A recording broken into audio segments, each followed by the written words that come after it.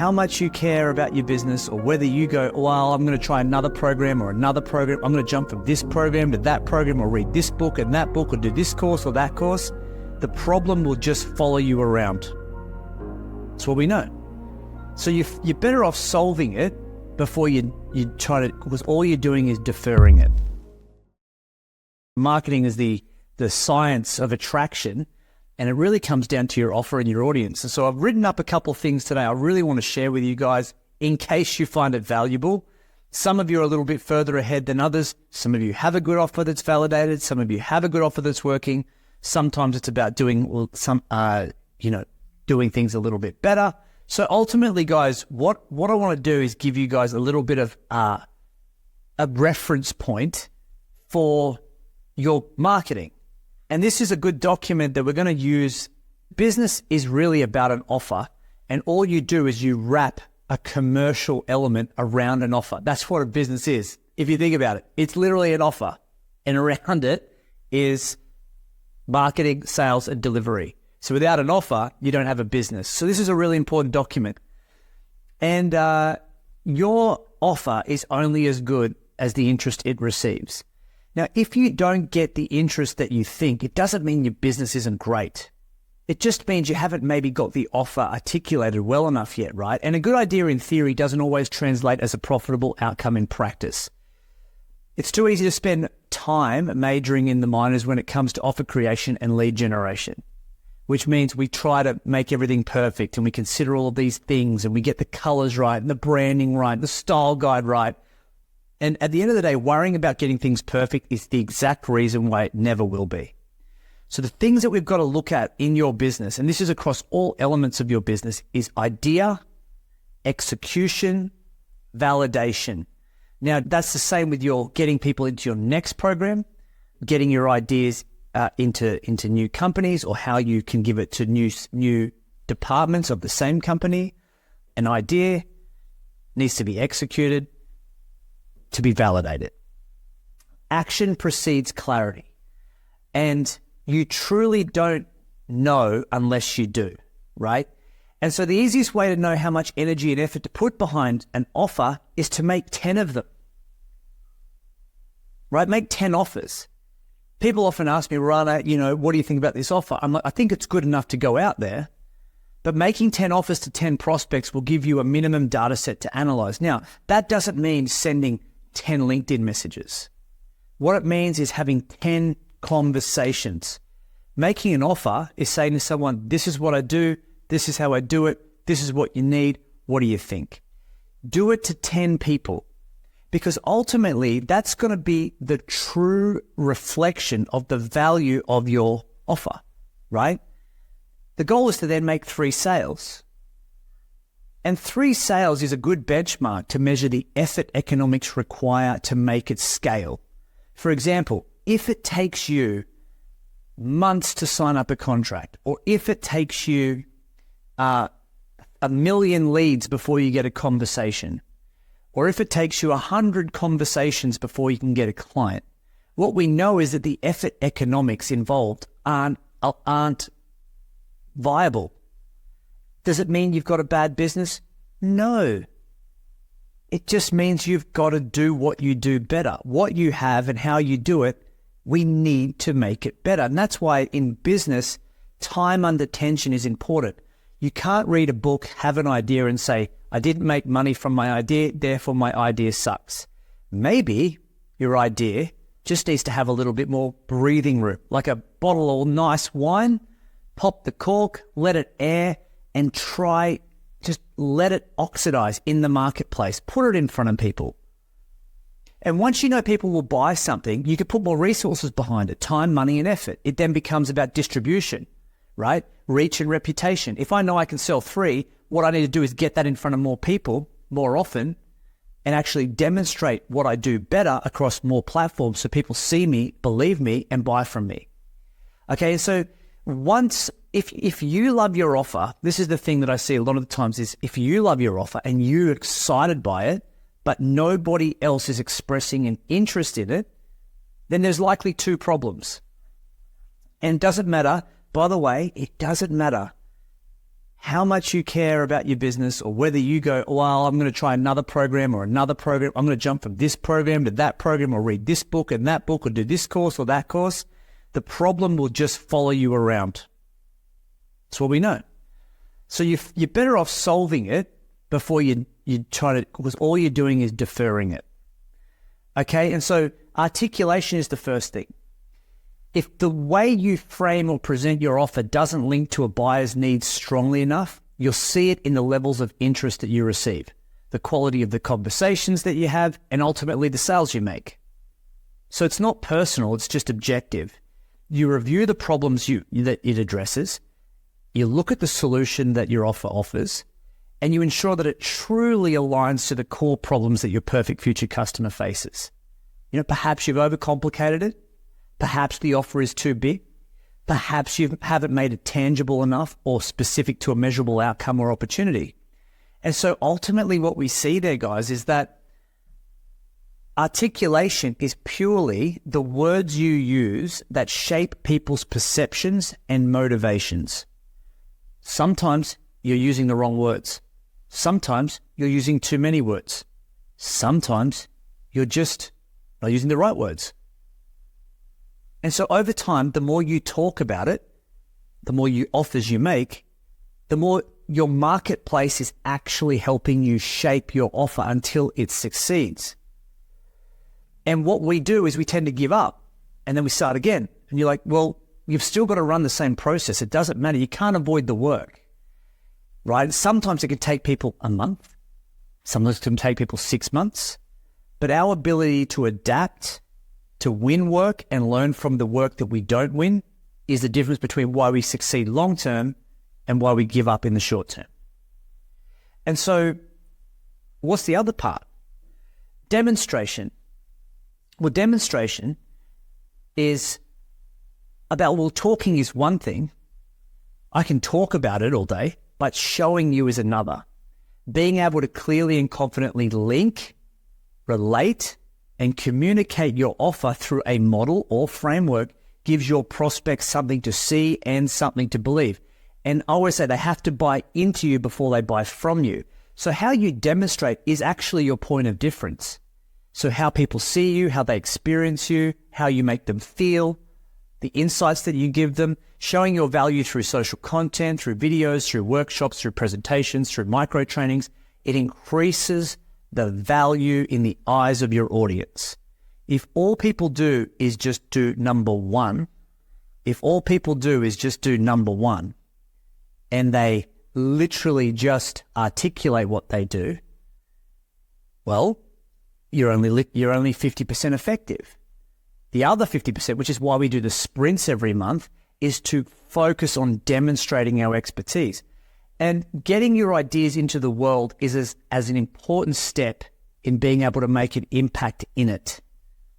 If you want to make an impact, you've got to let your ideas have oxygen. And the more you demonstrate your offer, the better you become at marketing and selling it.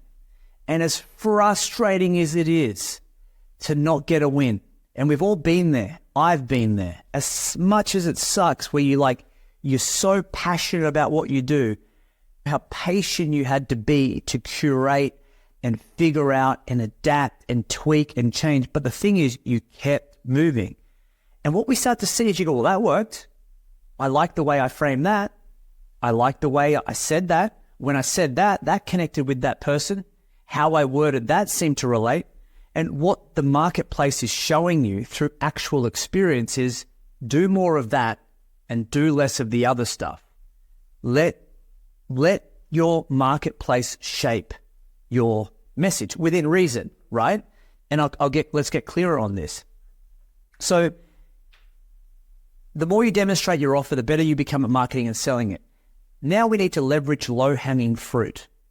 The easiest way to test the market is to look at the market you already have in front of you. How many perfect future customers do you have? Do you have assets that are literally in front of you that you aren't leveraging? This is where a lot of people say, well, I got this deal from LinkedIn, but it wasn't through the work I did with you guys. It was from an old connection. Yeah, but that old connection would never have come into play if you didn't actually get active. So whether you credit it to us or yourself or someone else, doesn't matter. The reality is you got active. You put an offer in the marketplace. You got an opportunity. Credit to you. Good job. Past prospects, past clients, past connections, JV partners, email databases, social connections, existing networks, it makes no difference. You have assets in front of you. The aim here is to line up your assets and reach out to them to start creating conversations around your offer. That's it. 10 conversations, make 10 offers, make 3 sales. And the more conversations you have, the more you'll improve your offer. So you take note of the questions you get asked. You take note of the objections that you get. You take note of the resistances that you feel in you when you go, oh, that didn't feel right. You take note in the way you take note when you feel resistance in you, you look at what you say and when you say things and how that makes you feel. Like some things you'll say to you, oh, that didn't feel good. Some things you'll say to you, I like the way I said that. That's really important. And the clarifications that are required from your clients actually are showing you where there are gaps in your offer. And you use it as feedback, as a mechanism to sharpen your offer and move you closer to being able to monetize it. So it's not about whether you make it in business or not. It's just about whether you win or whether you learn. You will win. You will ultimately make sales and you will do well if you follow this path. Win or learn, conversations lead to conversions. Use each one to get a win or figure out what to or what not to do to get one. Every conversation should lead you closer to the business you want. Always ask, is your offer really clear? Honestly, does it point to an outcome that your audience actually wants? Not what you like, but what they want. Do they understand what you're offering or what you're asking? Is it meaningful? Does it solve a compelling problem? Does it link to needed solutions? Do they really want it? Like, be honest. Anything that they don't want or that you don't think they want, cut it out. The only offer you should make to get people to a yes should be the one that they need the most right now. That's what people want. That's why we talk about our A-B offers, because sometimes people don't want the big one. They just want the small one that gets them some level of relief sooner. Results or rejection. Results happen on the other side of potential rejection. If you want results, you must be willing to face rejection. This is counter to what we want as people, because it's really hard to have someone say no to something that you put time, money, and energy behind, especially something that you love. So if you want results, you must be willing to face rejection. At some point, rubber has to hit the road and you need to put yourself out there. And that's the problem, isn't it? Because sometimes we don't think we're good enough, right? If you're not active, you're not an option. And when you become active, you also become a target. That's scary. It's easy for small people to want to bring you down to their level because it means you don't have to do the work to grow. They don't have to do the work to grow. Easy.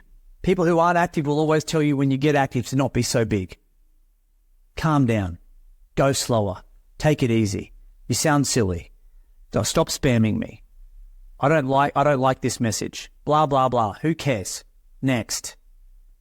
So you make a plan and you make it happen. Optimize for conversations. Seek out rejection, but surround yourself with people who believe more in you than you do. That's really important. More in you than you do. Let me finish off that sentence. So what's your 14-day launch plan? I always ask people, and this doesn't mean that, oh, well, I've already launched Runner. Yeah, I know. But what's your next 14-day launch plan? Every month you're launching. Businesses are always launching. You never stop launching. You've got to launch a new offer. What's your 14-day launch plan?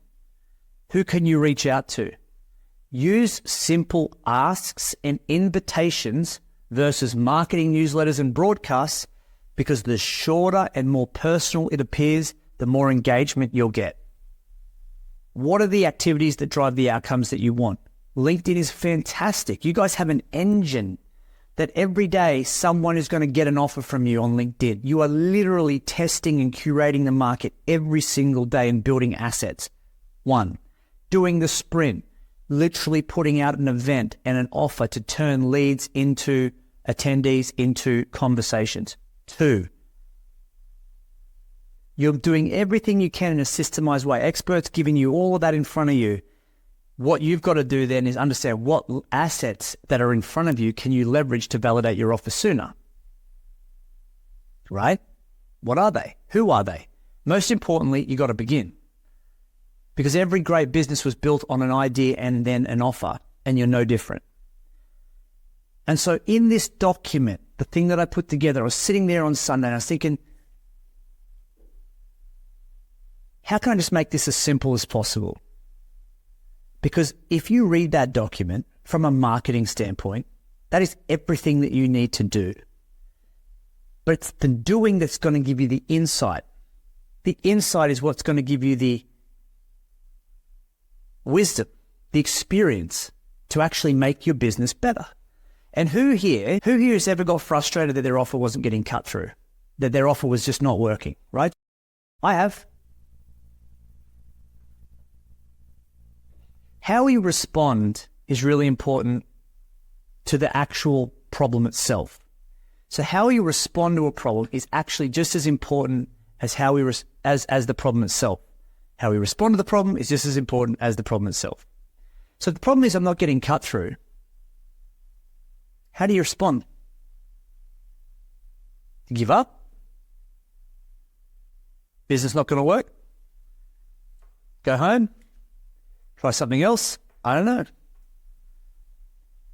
What we've got to do is leverage each other, because right now, let me ask the other question. Who here has got a win by persevering? I have. 3 children. It's great. Yeah. No one talks about persevering. No one talks about the resilience required to run a business. And I'm here to tell you that every single one of you is going to win. Guaranteed. You cannot take action and not get a win. The reason why people don't win is because their expectation and their runway don't match. So they give themselves a 3-month runway. They give themselves an expectation that 3 months should be enough to make their business boom. But the reality is that the runway required based on who they are and what they need to become is probably going to take 6. So people build momentum at 3. They build momentum at 3. So if I look at it like this is your expectation, right? Expectation is I'm going to go from 0 to here, 3 months, and I'm going to make $1 million, for example. But the runway required to do that